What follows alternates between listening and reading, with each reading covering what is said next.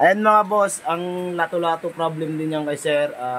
Lahat ng opinion ng mekaniko overhaul kasi bearing daw. Mga boss, may customer tayong dumayo. Ari naman ang nabaha, iniwan.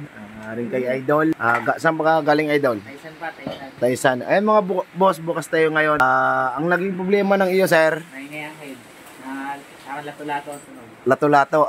Anong mga diagnose nila sir bago ka pumunta dito? Sabi namin pa ilalim daw, overhaul. Signal. Tapos, anong desisyon mo sir? Ayun, may pinapagpad mo muna ang head at yung malaman niya kung Sumubo ka muna. Baka saka na lang pag sakaling hindi nawala. Nawala boss. wala naman. Nawala. Ayan mga boss, ang lato-lato problem din yan kay sir. Lahat ng opinion ng mekaniko overhaul kasi bearing daw.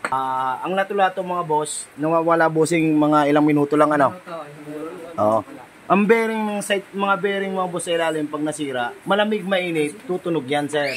Ang problema ng kay sir, pagka uminit wala na. Kaya posibleng hindi sa bearing may problema. May parts lang tayong pinalitan sir no? Ayan, sa mga nagtatanong kung anong parts yun, kadalasan pinakita ko na yan, may mga video na ko yan, nireplay ko lang at gawa ng sayang o overhaul ay mga bata pa. Ayan. Wala ang lato-lato, wala sa ilalim ng problema, nasa ibabaw lang.